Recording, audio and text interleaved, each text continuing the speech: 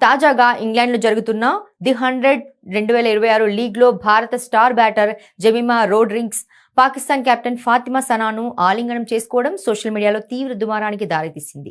Southampton వేదికగా జరిగిన match ముగిశాక ఇద్దరు ఎంతో ఆప్యాయంగా పలకరించుకున్నారు. ఈ దృశ్యాలు నెట్టింట వైరల్ కావడంతో నెటిజన్ల మధ్య పెద్ద ఎత్తున వాదనలు మొదలయ్యాయి. దేశ సైనికుల త్యాగాలను విస్మరించి ఇలా హద్దులు మీరడం సరికాదని కొందరు తీవ్ర ఆగ్రహం వ్యక్తం చేస్తుండగా, ఇది ఐసీసీ టోర్నమెంట్ కాదని, క్రీడలను రాజకీయాలతో ముడిపెట్టవద్దని మరికొందరు ఆమెకు మద్దతుగా నిలుస్తున్నారు. గతేడాది జరిగిన పహల్గామ్ ఉగ్రదాడి అనంతరం ఇరు దేశాల మధ్య సంబంధాలు పూర్తిగా దెబ్బతిన్నాయి. ఈ నేపథ్యంలోనే గతంలో ఆసియా కప్, మహిళల టీ20 ప్రపంచ కప్ టోర్నీల్లో భారత కెప్టెన్లు పాక్ ఆటగాళ్లతో కరచాలనం చేసేందుకు నిరాకరించారు. అయితే ఇది బీసీసీఐ పరిధిలోని మ్యాచ్ కాకపోవడంతో జెమిమా నిబంధనలను పక్కనబెట్టి ఉండవచ్చని తెలుస్తోంది.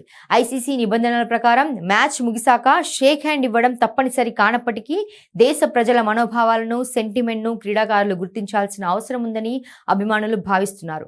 క్రీడా స్ఫూర్తిని చాటడం ఎంత ముఖ్యమో, సరిహద్దుల్లో నెలకొన్న ఉద్రిక్తతల దృష్ట్యా జాతీయ భావనలను గౌరవించడం కూడా అంతే కీలకమని ఈ ఘటన మరోసారి గుర్తు చేస్తోంది.